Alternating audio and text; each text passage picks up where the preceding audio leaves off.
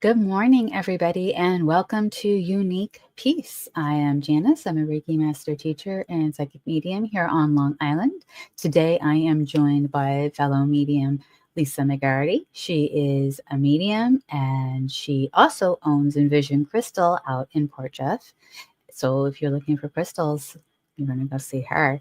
And I am going to welcome Lisa. Everybody, join me. Good morning, Lisa. Hi. Good morning, Janice. Thank you for having me today. How are you? Great. Looking forward to the spring season. Feeling Yeah. happy. I'm looking forward to the warmer weather. As am I. It's been chilly. Yeah. It's been very chilly. So, you have a nice little shop called Envision Crystal out in Port Jeff here on Long Island. I sure do. And you're also a medium. I am. Yes. So, Yes. kind of walk us through the story of how one led to the other. How did you figure Absolutely. it out and then run the store? Yeah. So, I think I was the store's best customer when I was in college, when I was about 18 and 19, and I moved down to Long Island and went to Stony Brook University. And whenever I had a chance, I went to Port Jefferson and walked around like so many people do. And when I found the store, I really fell in love with it. I had been doing readings pretty much my whole life. I actually received a deck of tarot cards from my mom when I was a kid. She gave it to me when I was 11 years old. So I've been reading for a long, long time and got so excited when I found the shop. And, one thing led to another. I worked part time there. And then I moved away from the area and then I moved back to the area. And when I moved back to the area, the woman who owned it before me, she invited me to do readings. So she knew I was a reader and I was so excited for the opportunity because even though, like all of us who are interested in spirituality and interested in metaphysics, I love all the shops. I like to go around, I like to visit, right? And so, but this was always my favorite. And Janice, it's a teeny tiny place. It looks like a Yeah. tiny cottage. It's very small, 2 stories. But for some reason, it always had my heart. And I was excited to do readings there. And then over time, the previous owner wanted to retire and she offered me a chance to buy it. And I went ahead and did that. So now I've been the owner there for 21 years, which is a long, long time.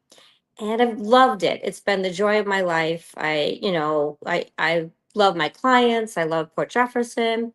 It's really been an enjoyable experience. So I've kind of always been a tarot reader. I've always been a psychic. I've always been a spiritual medium. And then the shop came second. The shop came afterwards. That's just kind Nice. of And how. like many of us, you've always known, but when was that like aha moment, that wonderful aha moment, like, oh, this is okay, I get it now. And when it came to Yeah. being a medium. Yeah, as a child, I definitely had tons of psychic experiences. And what my mother and my grandmother used to say to me is, "Oh, Lisa's like Grandma Spina." I didn't know what that meant. So that was, I was like, okay, I had no idea. I was like, was that a good thing? Is that a bad thing? That was my mother's mother, my grandmother's, my maternal grandmother's mother. I never met her. She died before I was born. But they used to say all the time, oh, Lisa's like Grandma Spina. I didn't know what that meant. I also had a father who was interested in metaphysics and spirituality. So it was around in my family. I did go through a time period. I would say it was between about 17 and 19-ish, right around there, where I decided that, I was going to be a logical person.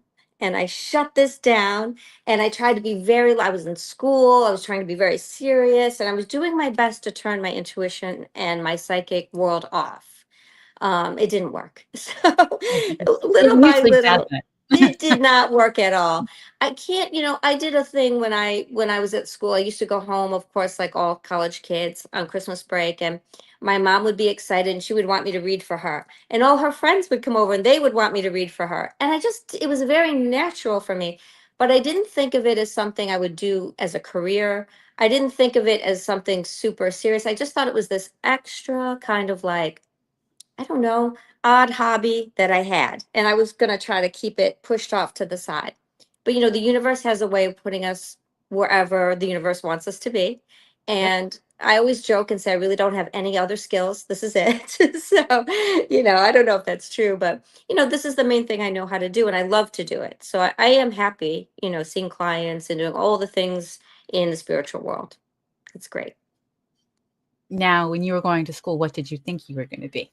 Well, I mean, you won't be surprised when I answer that question. I thought I was going to be a psychologist. So I was on my way, I thought, to be some kind of psychotherapist. I was a little bit interested in medicine, but I really wasn't serious enough of a student to ever compete in that kind of world. Psychology was easy and natural for me, so I took all those classes. I actually even studied at South Oaks Hospital. They have a special program, or at least they did years ago. I think it's still there, for substance abuse counseling. So I did that program too. At the time, I used to think that my intuition and my psychic ability would help me be a better psychotherapist. Right. Now I see it the whole other way around. I think having a little bit of a counseling background gave me a more of an understanding of human nature and what all of our struggles are, and helped me be a little bit better of a reader. So there was kind of a funny way that the universe got me to where I am. Yeah, but as we know, it all makes sense when you look back. When I look back, yeah, absolutely. Yeah. So I don't know if there was one aha moment. There were lots of spooky, scary moments as a child.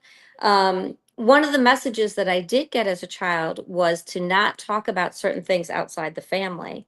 So I got a real strong, like, we talk about this here, but don't talk about it anywhere else. Do you know what I'm saying? So part of what I've had to do, even now I still struggle, is to learn not to edit things as they come through, because I had such a strong, I was always editing almost every word I said because I didn't want it to be my psychic world peeking through into my analytical world, at least as a young person. I don't know if that makes sense. No, it makes perfect sense because when Yeah. you're younger, there's a lot when it comes to being young and Hmm. having all these strange experiences. I mean, Yeah. I too have had them, and when we keep that bottled up and inside, it makes us feel weird. I don't know about you, but it always like, Oh, yeah. well, I okay, and then you would know things, and people are like, "How do you know those things?" And it's like, "What do I say?" Just, just had a What feeling. do I say? I had Right. a Right. feeling. So that is it's hard because you want to fit in, but Hmm. but you're also different or you feel different. It's not Totally. that, you know, anything like that. But along those lines, and I know for me personally, especially during adolescence, when we just want to fit in. It's like when Yes. we're little, it's easier. We can have lots of friends, what have you. But then you shift over to like the junior high, high school, college time, and you're like, I just want to fit in, but people Hmm. will see me differently. Did you find yourself? You did mention during 17, 19, you were like, I'm not doing this. Yes, I Did you really find yourself? tried. Yeah. I'm sorry. Yeah. Go ahead. No, did you find yourself doing it because you wanted to fit in or just because you're like, "I don't want this, I wanna be normal?" Well, being normal sounded great, right? That sounded really terrific. I think that for me, a really profound fear I had that I was actually crazy. I thought maybe I was just crazy because I Yes. do hear voices, I do have clairaudience, and I do see things that other people don't see.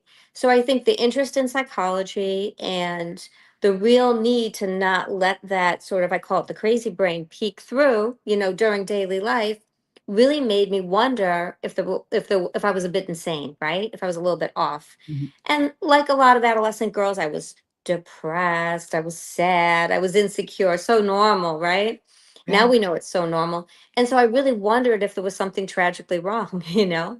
And it wasn't until I got a bit older and I learned how to integrate my impressions as they came in a way that was more sensible, meaning that it, like, oh, I had a feeling and look, that feeling checked out and it did help me and it did guide me. So getting to that place though was real tricky, especially at the time that I was, I'm not a young woman, at the time that I was 17, 18, and 19. I think kids today have a way bigger advantage, They that's do. not so shut down. And I think that's so great for the intuitives who are coming of age right now. It's good for Yes. them. I wholeheartedly agree. I do notice one, kind of minor difference, and I notice it because I have a son, and having been female going through all of this, and me and my Mhm. sisters, I notice there's a slight difference, and I don't. You can say or if you agree or not, but with boys, usually with girls, it's like, oh, they're into it and it's more welcome. With boys, it's like, no, no, I'm not going to talk about it. I'm not going Absolutely. to. Yeah, We're I not going to totally talk agree. about this right now. Yeah. And I do have a brother, and he's an excellent reader, but he would never read for the public. It's, it's not something he's interested in doing, probably for a variety of reasons. But I think for masculine energy, for kids who are masculine energy, it's a lot tougher. Yeah, I agree. Yeah. And I mean, I'm just noticing in my son, because he does get those vibes. He does like, Sure. what do I do with this? And you got to remember when you were a kid, and that's like, well, how do I guide you on this? And it's been interesting trying to guide him Right. I in this understand. avenue of his life, because he is so sensitive and he is intuitive. But if he were a girl, it would be different. Totally Totally different. accepted. Totally different. There's hardly a girl around now who isn't at least a little bit interested in Right. spiritual things. Yeah. Yeah.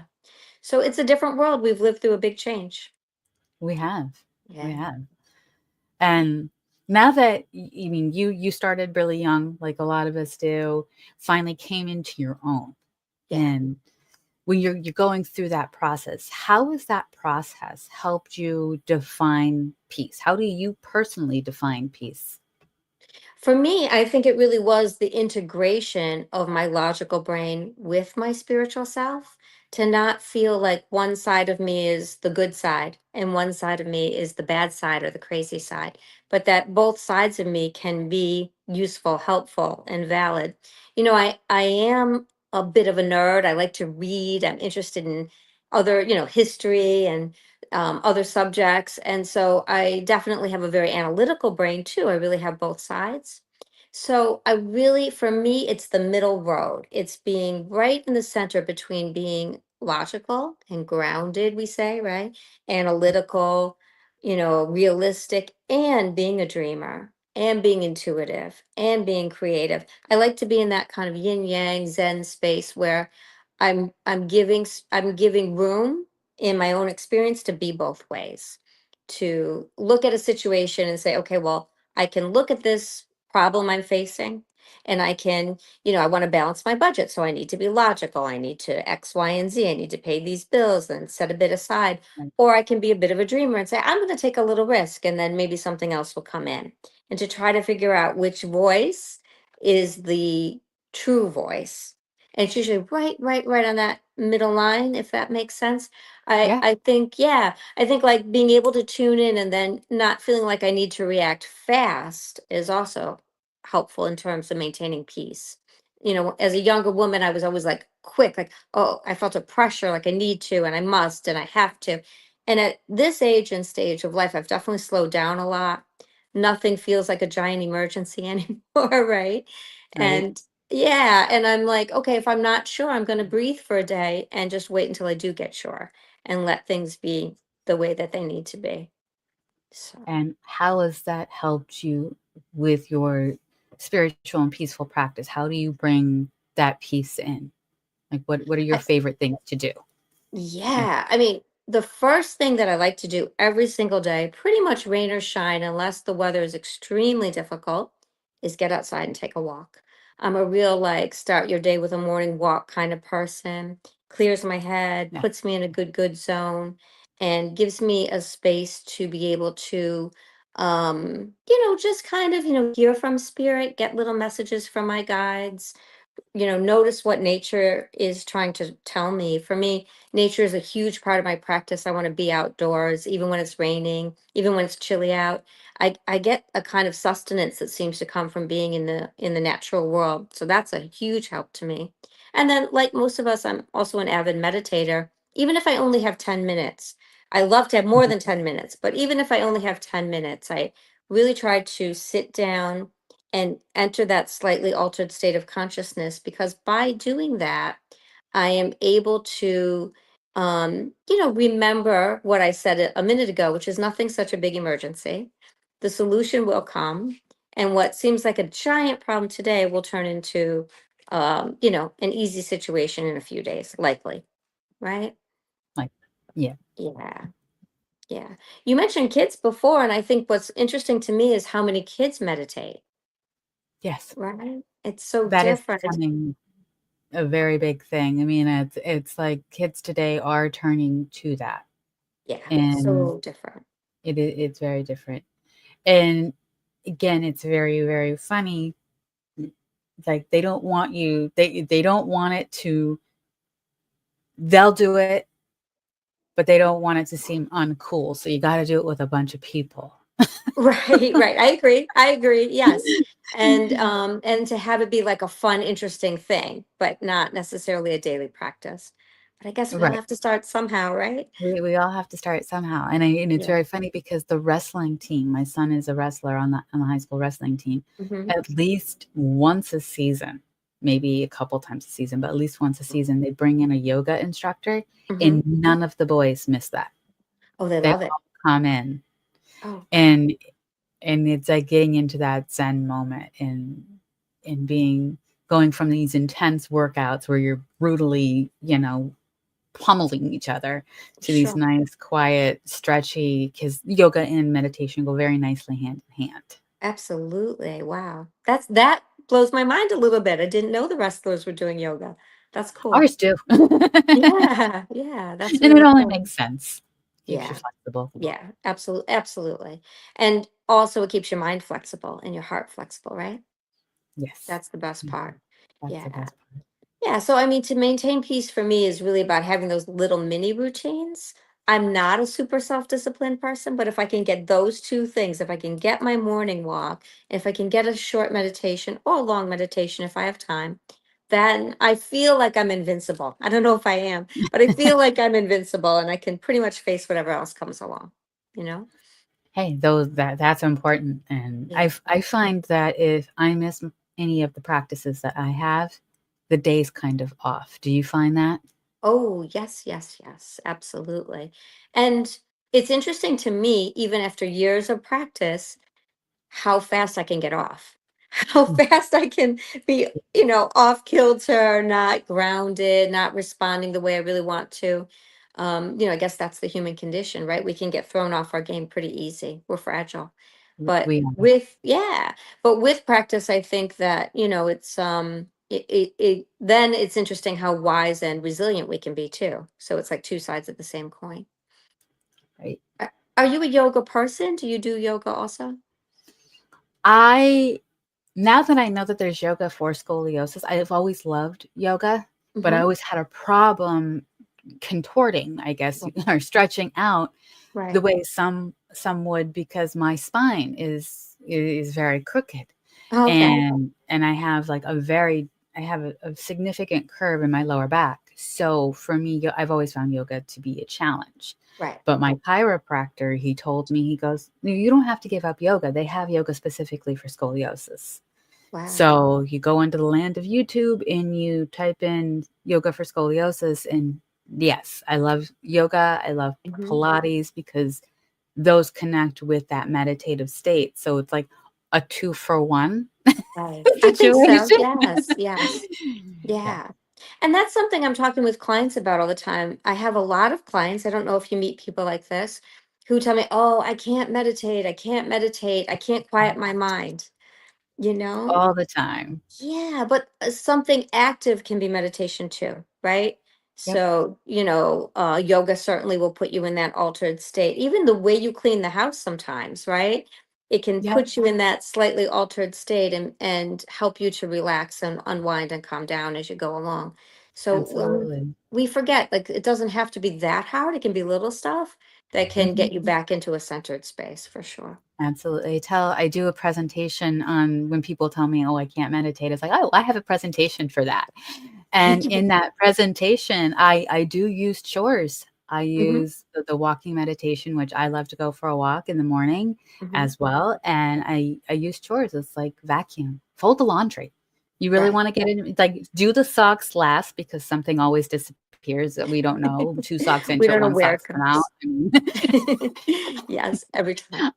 But vacuuming, lau doing the laundry, Hmm. you get into that meditative state. It's like, forget about the problem, it's still gonna be there, but when you're Right. done, you might get a solution. Right. And I think that's what our grandmothers were doing when they kept the house so clean, right? Right. They were keeping it absolutely pristine. And lots of us modern people are a little bit too busy to keep it that perfectly vacuumed and clean, although I try. But I think that for lots of people across time, sweeping the front porch and running the vacuum and making the house was a way to alter their consciousness, whether they realized it or not, right? Right. Yeah. Absolutely. And you get into this, like, and there's a sense of accomplishment too.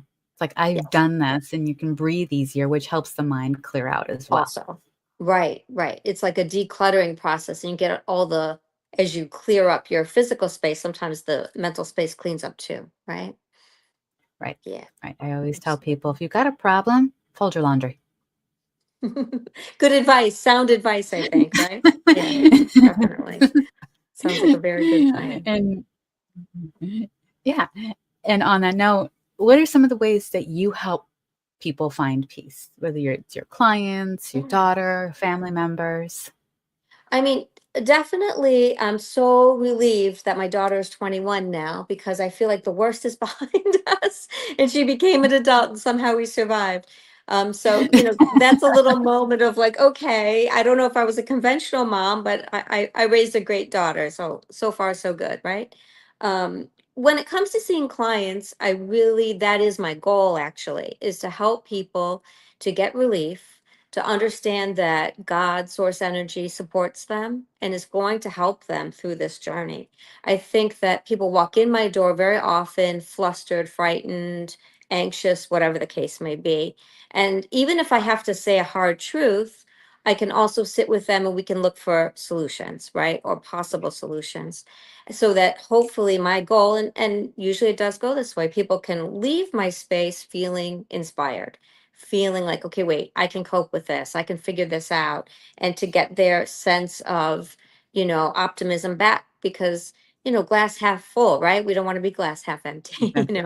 Right. And there's Yeah. too many of that. Yeah, so that's a big part of what I do. There is a deeper section of my practice. I did do a training with a shaman. I did an apprenticeship, and I do a type of shamanic healing. So that goes into heavier, I guess you could say, aspects of the work. I do soul retrieval, I do energy clearing. I think with your work, you probably do some similar stuff, some Oh, trauma yeah. release, right? Some past life work. So offering all that to clients is helpful too. I think it's important to remember that we're a soul in this life, but we have roots across other lives and other existences as well, Right. right? Funny that you mentioned that, because in the last couple of years, have had like a weird convergence experience between past life and the present life. Mm. And so there's a little bit of trauma healing from that respect. Right. And And trauma is a big part of how we make mistakes, right? We're human beings, so we make mistakes in our life. But releasing trauma is the purpose, I think, of being here, is to overcome those blocked spots and to learn how to do things differently and to be able to have some flexibility of heart as you move through life. So I think it's a huge part of the modern spiritual practice, which I think is exciting. Even just 10 or 15 years ago, people didn't want to talk about it as much, or at least that was my clients didn't want to talk about it. I They, can believe that. I yeah, understand. yeah. And now people come in the door saying, I'm wondering if this is a past life issue because this pattern keeps repeating. And that's, to me, Yeah. exciting. Yeah. They're looking at it different. So I'm able to look at it and offer them different solutions too. So that's kind of a happy thing. And when that gets brought in, because it is becoming, it's kind of like how things evolve. It's Hmm. like 50 years ago, it was, shh, don't tell anybody you do this. And then 20 years ago, it's like, oh, that's interesting. And you jump up to now, and it's like, oh, I'm going to go see so and so for a reading, and Right. that progression. And I've seen that with Reiki too. Yes. When I went through the story of Reiki with my own mentor, how she started, and it was like at the height of the AIDS epidemic. So we've got all these coming in from World War II and before that. Wow. And then she was an ICU nurse, Wow. and they brought in Reiki practitioners, but you still didn't know what it was. Right. You It was just this know that these new thing. people, yeah, Yeah. that got, put them behind the curtain, and then they would magically, after half an hour to an hour, calmer. Hmm. And you're like, Right. what's going on?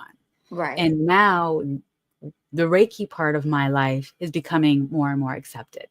Hmm. So as you see the evolution into the past lives, I find that to be very interesting because for individuals like ourselves, that's probably like, oh, that's cool. Explain that. And now we have Right. people who are wouldn't normally be interested.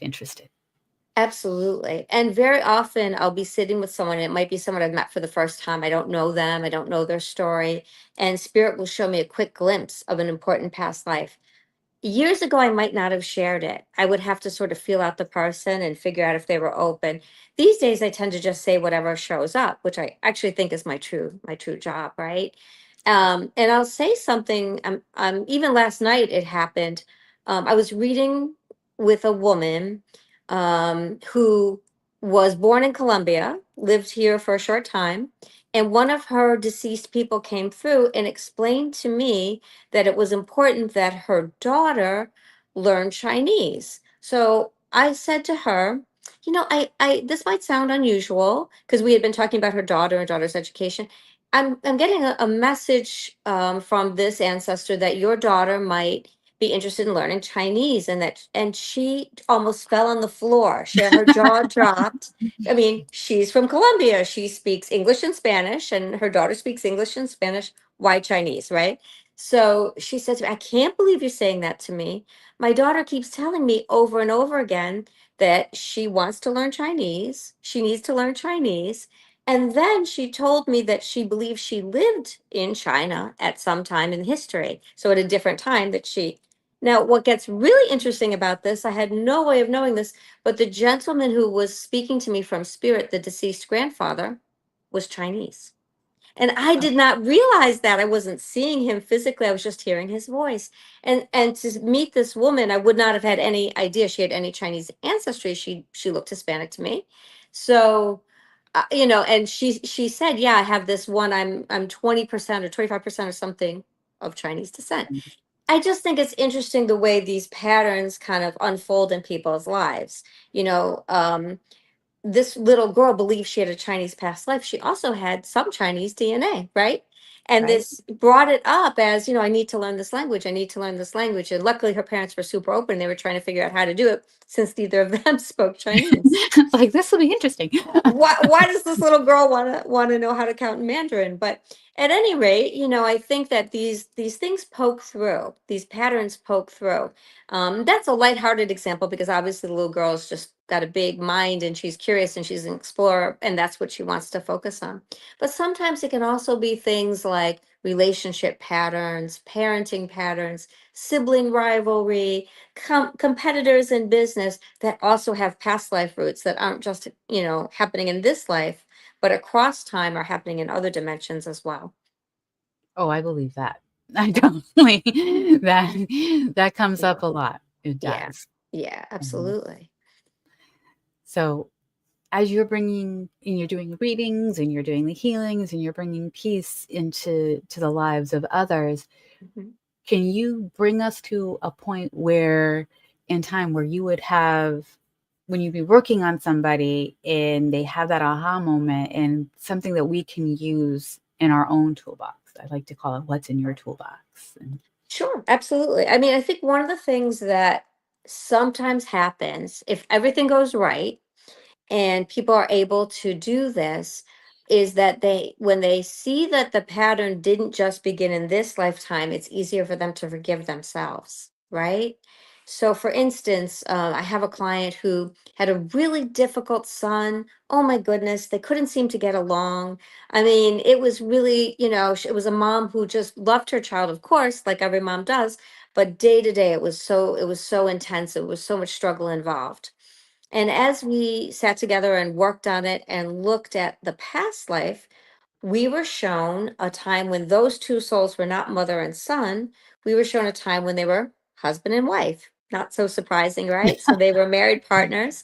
And in that marriage, there had been so much difficulty because, as happens in so many marriages, they were fighting for control. Who was going to be the decision maker? Who was going to lead the unit? And she came back from this experience and said to me, my son still thinks he's my husband. He still thinks he's got to be the decision maker. once, even he was only about 13 years old. Once she understood that, she was able to go home and speak to him and interact with him in a totally different way and gently, motherly remind him, listen, you have a strong personality. That's fine. When you're an adult, you can do it your way. But right now, I'm going to be the leader. We're going to do it my way. She just had a shift of perception, if that makes sense. And that took the need to argue and prove that she was correct away. She could just lead as a mom and give him freedom to know that in a few years he would be an adult and he could do it his own way, right? And it took the Right. power struggle out. Yeah.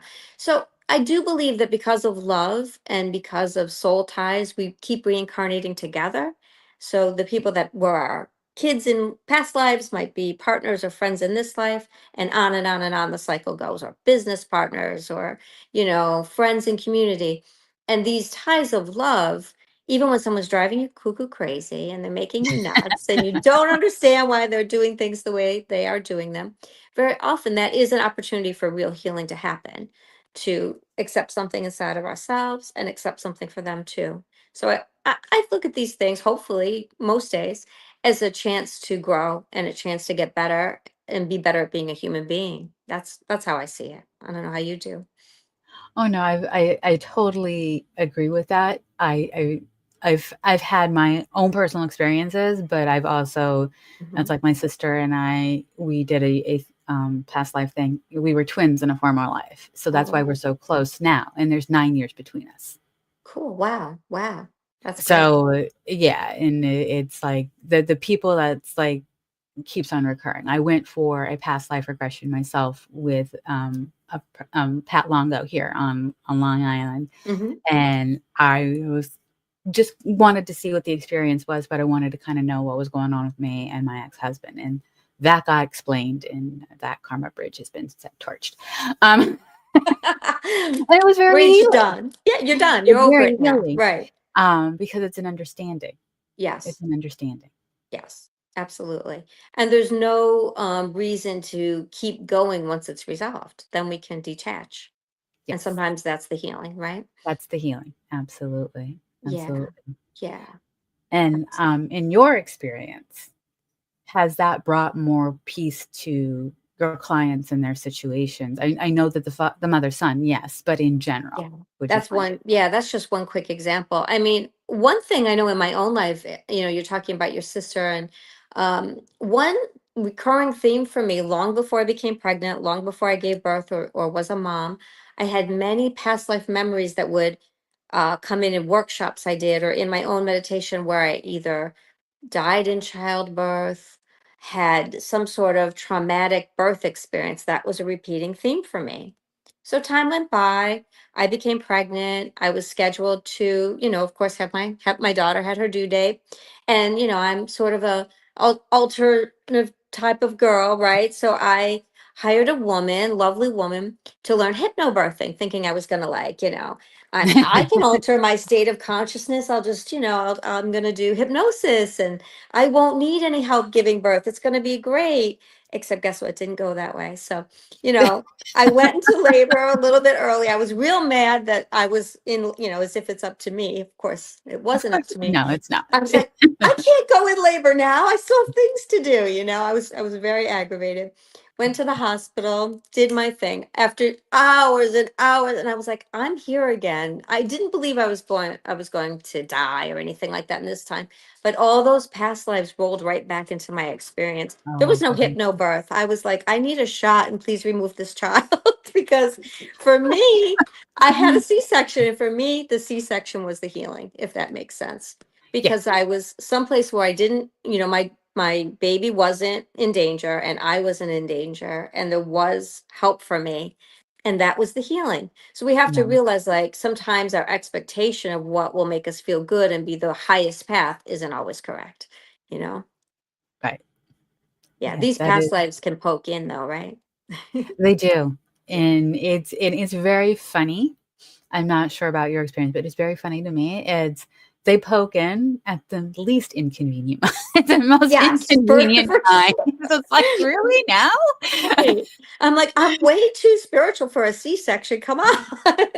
But that wasn't the case, you know. But I was, you know, it was also one of the happiest experiences of my life to hold that baby afterwards and to be like, hey, I made it. I'm Yeah. alive. The baby's alive. My husband's good. We're all fine. And that was actually a the biggest blessing as your mom, you know, that could Yes. have possibly happened. Yeah. Yep.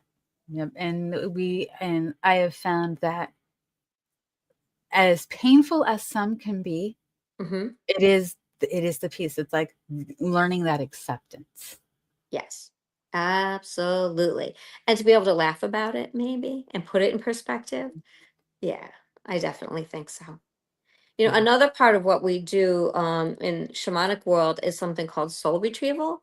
So that's where we, you know, travel across timelines for any of the places where someone may have lost bits or pieces of themselves, and that usually happens from trauma or, you know, something. It can even happen, for instance, in this timeline, if you're involved in, say, an automobile accident, or those poor folks who were at 9/11 but got out of the building, you know. Sometimes in extreme circumstances, it's our belief as shamanic practitioners that portions of your soul might kind of almost run away and need to be coaxed back, right, or helped back in order for integration and healing to really happen. So that's a huge part of what I do for people too, in terms of shamanic healing.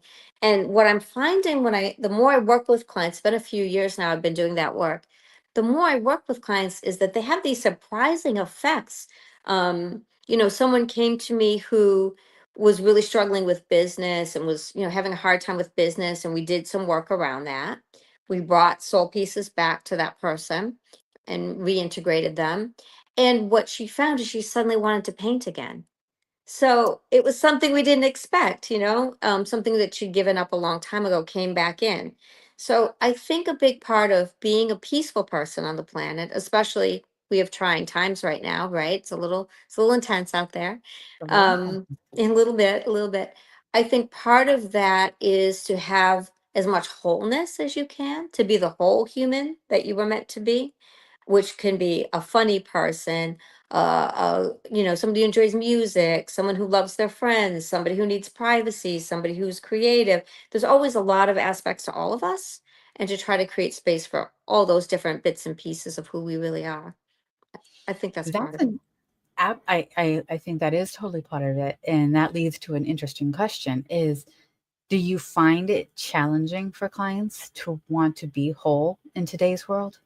Yeah, I mean, the good part of the modern world is that people are more open to spiritual things. That's wonderful, right?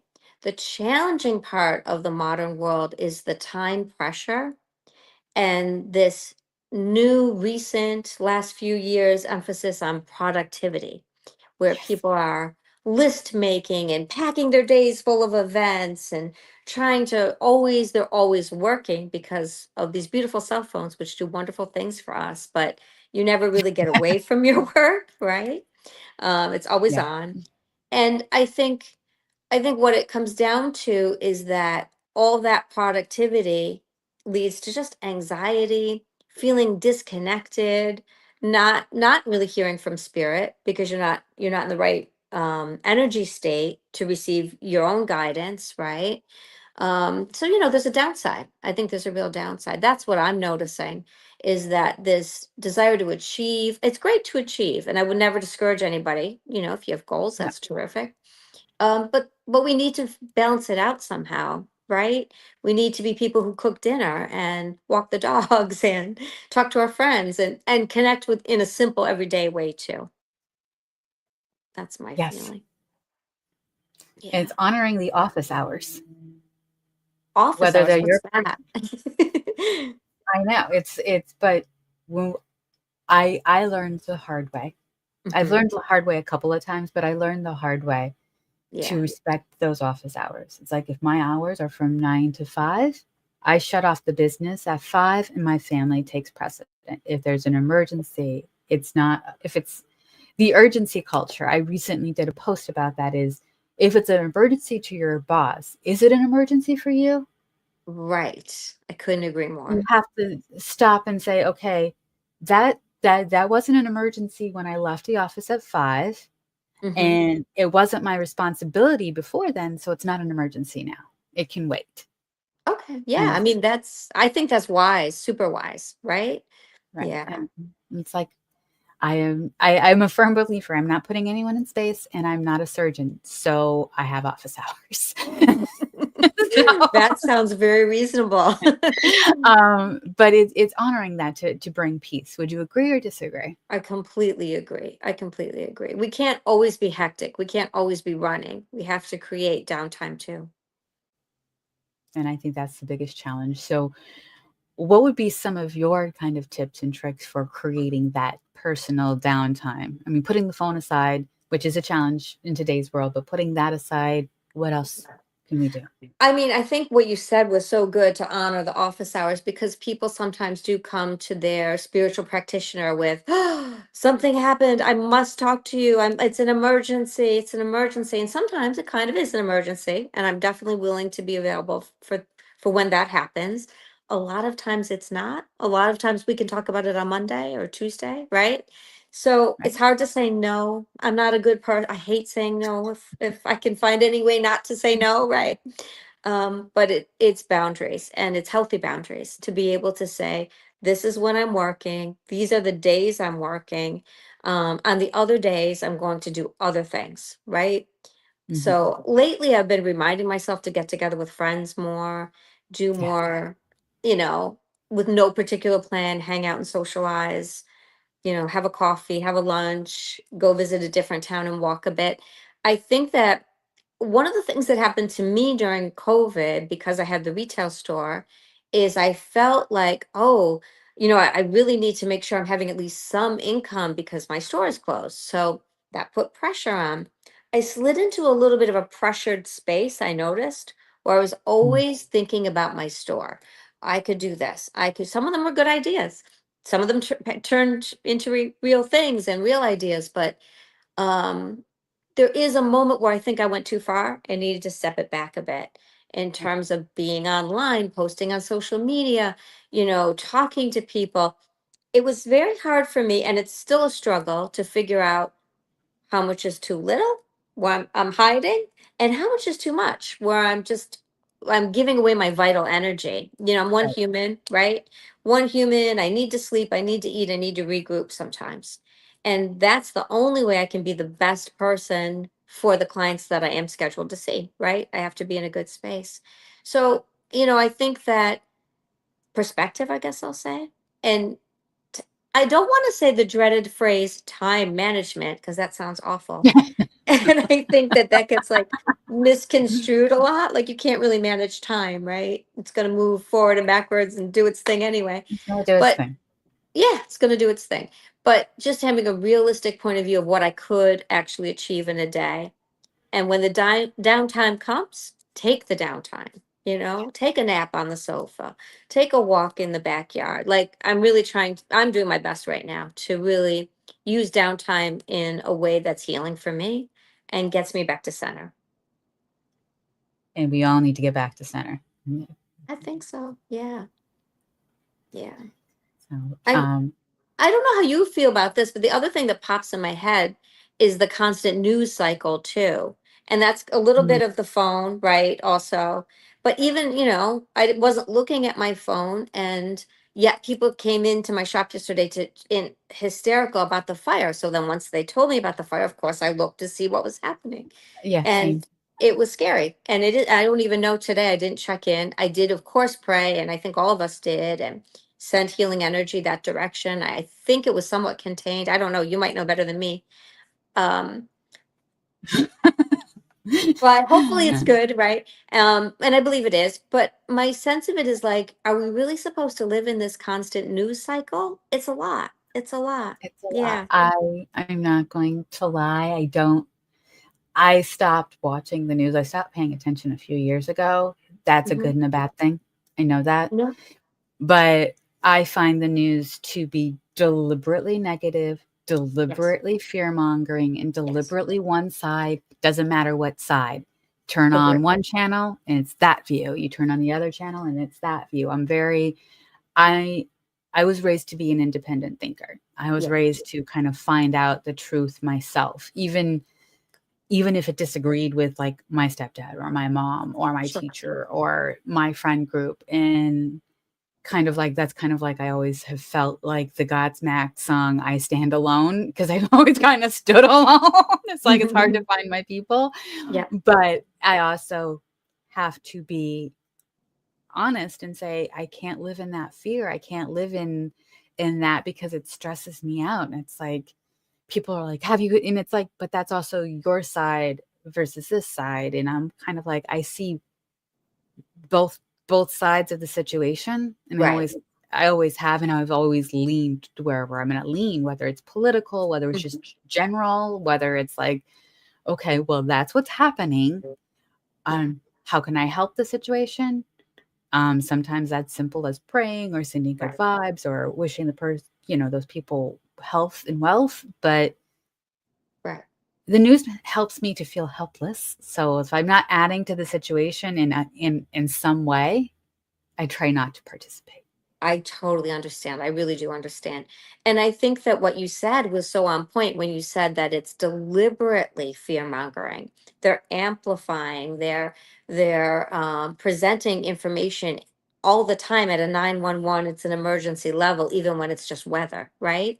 Yes. So it's like, and I believe that that anxiety that we're being bombarded with from every side causes people to be disempowered. I agree with you. And then they forget, like, wait a second. I can be in control of my life. And I can definitely be in control of my little space. I may not be able to, influence that much what's happening in Syria or Africa or Germany or wherever the case may be, but at least I can, be a good participant in my space. And I think that's the most important thing.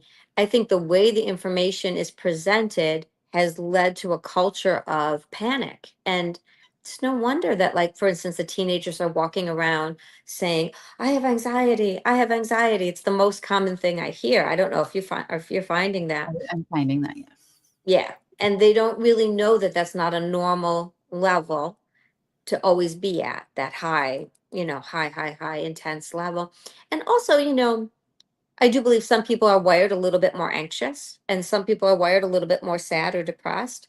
But these are just feelings, like they're not medical conditions, right? Like, do you Right. have anxiety or are you afraid right now? Maybe you're just afraid right now. And maybe you have a reason to be afraid, right? And maybe we can look at it like that. Are you depressed or are you feeling sad right now? And is there a good reason for it? And is there a way we can Mhm. address it? So while I'm certainly no doctor, never became a psychologist, so that's off the map. That's I'm how none I of those things. feel. But I do think that we jump to defining emotional states as if they're medical diseases. And Mhm. maybe they are. I don't know. That's not my world. But maybe they're just feelings. And there might be ways to move those feelings that are a little softer and reframe it for, especially for teenagers, as, maybe you don't own anxiety. Maybe you're just a little bit nervous at this point in time, the way your life is set up. It might be Right. that simple. Yes, and it's very point that you say that, because I've seen, like, my son now is a senior in high school. Hmm. And I see the pressure, the external pressure that is put on the students. I've seen it for a while. I mean, outside of remembering what it was like to be that way, and all the pressure that was put on you, seeing it firsthand from the outside looking in, so to speak, and trying to guide a teenager through the life, as you know, it can be challenging, because you have your friends, you have the Right. teachers, you have the guidance counselors, in some cases you have parents. All that pressure can lead to that anxiety. I mean, we've got seniors like, I got to apply for college, I got to apply for college.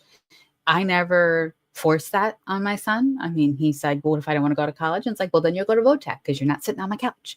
um Right. it's like, Something, but you've got pick a skill. choices. Right. Yeah. Right, I'm not gonna force you to go to school. He's got a lot of friends where their parents are forcing them, and I feel that that's going to backfire in a lot of Oh, cases. for sure. Yeah. I agree. And but at the same time, with the teachers, it's like, you're not the only class these kids have. Right. Too much. It's too much. and coaches right now we're experiencing with a coach, and it's like a lot of these kids just want to play for fun. They're not professionals. Right. They They're don't not like, gonna. my son's like ready to quit lacrosse because it's too much pressure. It's like, look, I got adulthood around the corner. I got a job thing to worry about, like that. He knows that that's coming up. Yeah. It's like, put it in. I trying to help kids put things into perspective and Mhm. bring that down. Yeah, I think Being that's super important. And we're supposed to be the example setters for our kids, right? And so I think giving in, my daughter also chose not to go to college. That was fine by me. She's a super productive person. She's been helpful to me in our family business. I wouldn't have it any other way. If she wanted to go, I would have supported that. I would have said, okay, let's figure it out. Where do you want to be? It just wasn't her choice. And I said to her, if you change your mind at some point in the future, you can go then. exactly, That's Yeah, that's exactly. it's always an option. I mean, as adults, lots of adults go back to school if they feel inspired or get different types of training that you can't necessarily get at school. Can't get our type of training at Suffolk Community College, right? No, So no, no, not really. not So, really. there's lots of ways to educate, and there's lots of paths to find your way in the world.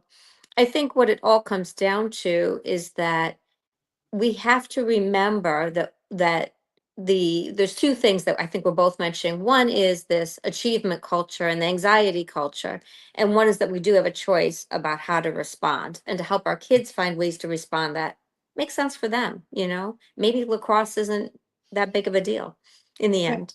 In the Yeah. end, and it's I've noticed in my own parenting how I differ from my parents, and where I put a lot of pressure on in certain areas, but I take a lot of pressure off in other areas. And Yes. again, it's finding that balance. I'm working on it. I'm working on it. Well, it's all a work in progress, right? It's all, yeah. They don't come with instruction manuals, No, and they do not. Definitely not. Definitely not. so and kind of like wrapping up, how can we Mhm. help young people find peace? How do Yeah, I you mean, so many young people are customers at my shop. It's something lots of teens and tweens and 20-year-olds are customers at Envision Crystal, and we love that. I've always loved that. I love their spirit, I love their curiosity. And so a lot of what I end up doing is talking with them over the counter. And my 20-something daughter is also there talking with them over the counter and just reminding them that, hey, what seems so important when you're 15 and 19 will not be important when you're 25 and 29. You'll barely remember, right? And to right? have that perspective that the universe is not against you. I think sometimes we forget. We think we're at war with the universe, right? Yes, But the universe is actually trying to move you in a positive direction, and there's this spiritual energy that is underpinning your existence, and if you tune into it and you allow it, it will carry you to where you need to be. And I think for a lot of kids, that's a huge relief when they start to get it. Like, oh, if I don't go to college A, I could still maybe go to college B, and everything will still be wonderful. It can still work out. And so hopefully, I think you're doing it. I'm trying to do it. We want to set a good example for, not just our peers, our people our own age, but for the young folks who are coming up too. It's a big deal. it is a big deal. It is Yeah, a big deal. definitely. And is there anything new or fun coming up at Envision or in Yeah. the world of Lisa McGarrity we can be I aware mean, of? yeah, my daughter and I have been trying to hold programs monthly. We tend to have a class or a workshop, either small or large, almost every single month. So if you go to our website, which is envisioncrystal.com, envision, sometimes people try to spell it a different way. You'll find classes, you'll find upcoming events. We have an active Instagram and social media presence if you want to check us out there. I know that next month, likely in April, I'm going to run a year-long course called The Art of Magic. And that can really be good for anybody because it's going to be virtual. It will be a lesson gets sent to you by email. There'll be a participatory group chat for questions, and then there'll be a Zoom night to kind of go over each lesson. It's 13 lessons that go out in the course of a year. So if you're interested to learn about working with the elements or running energy, any type of manifesting, or any of the fun things that I like to do. So that's a good course. And, just check out the website and the details should be up soon, or give us a call even at the shop, be on our email list, or we have a text chain. You can join the text chain and then you'll receive notifications too. So that's coming and I'm looking forward to it. It'll be my second time running that workshop. I did a couple years ago. And what was great is a lot of the people got close and stayed friends. They still talk and they still hang around. So that was That's nice. always great when you have Yeah. programs that like I made my one of my best friends during this. Oh, So cool. Yeah, yeah, that's so nice. And yeah, and then over the warm months when we finally get a break in the weather, I will definitely do a psychic development series. I like to do that each summer, which will include working with spirit guides, possibly some oracle work like tarot or oracle cards. I'm not 100% sure how I'm going to present things this year. I have to see what spirit tells me, right? And then I usually finish up with at least one night of spiritual mediumship, speaking with ancestors and spirit guides and the deceased as well. So I love to teach. Teaching that is my heart. I really love doing it. I love showing people they really can do this yes, type of work. I think it's super helpful and I just enjoy it a lot. I agree. Yeah. Mm. Thank you. This has been fun. Thank you Yeah. so much Thank you for for having me. joining It's been a me. great chat. I appreciate it. I'm gonna put Lisa in the green room. I'll be right back. So thank you everyone for joining us today on You Need Peace. Next week I will have Fidera Barat. She is the founder and CEO of Balam Foundation, which is a rescue and they rescue cats in Mexico, but they adopt internationally. So I'm looking forward to having her on. So join us next Sunday for that beautiful conversation and have a great rest of your day.